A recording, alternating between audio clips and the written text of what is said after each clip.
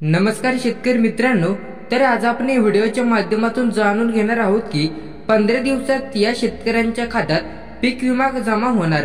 तर ही संपूर्ण माहिती आपण जाणून घेऊया। तत्पूर्वी आपल्या चॅनलवर नवीन असाल तर चॅनलला सबस्क्राइब करून बेल आयकॉन प्रेस करा। तर खरीप 2022 अंतर्गत एकूण स्वीकार्य नुकसान भरपाई विमा कंपन्यांकडे जमा केलेल्या प्रीमियम रकमेपेक्षा जास्त आहे आणि सरकारने अद्याप प्रधानमंत्री पीक विमा योजनेअंतर्गत अतिरिक्त रक्कम प्रदान केलेली नाहीये। विमा कंपनी विमा मिळाल्यानंतरच लगेचच जिल्ह्यातील 6 प्रमुख उत्पन्न मंडळांमध्ये विम्याचे वाटप करण्यास सहमत आहेत। त्यामुळे वरील रक्कम लवकरात लवकर विमा कंपनीकडे जमा करण्यासाठी दैनंदिन पाठपुरावा करण्यात येत असून येत्या 15 दिवसात ही रक्कम शेतकऱ्यांच्या बँक खात्यात जमा करण्यात येणार आहे।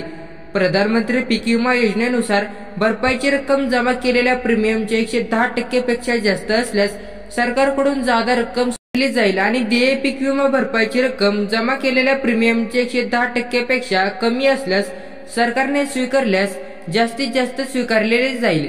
संकलित केलेल्या एकूण प्रीमियमपैकी विमा कंपन्या विमा हप्त्याच्या रकमेच्या 20% पर्यंत राखून ठेवतात। एकूण भरपाई जमा हप्त्याच्या रकमेच्या 110% पेक्षा जास्त असल्याने विमा कंपन्यांना अपेक्षित रक्कम वाटप करण्यासाठी राज्य सरकार दररोज पाठपुरावा करत आहे, जेणेकरून ही रक्कम लवकरात लवकर शेतकऱ्यांच्या बँक खात्यात मिळू शकेल। भारतातील कृषी विमा मंडळाने चुकून प्रधानमंत्री फसल विमा योजनेच्या मार्गदर्शक तत्वांचा संदर्भ दिला आणि 2022 मध्ये खरीप नुकसानीसाठी केवळ 50% भरपाई दिली।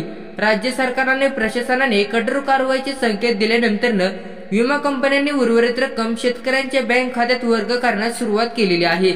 राज्यात विविध जिल्ह्यातील गरजा या समितीमार्फत जमा करून काल शासनाकडे पाठवण्यात आलेल्या होत्या।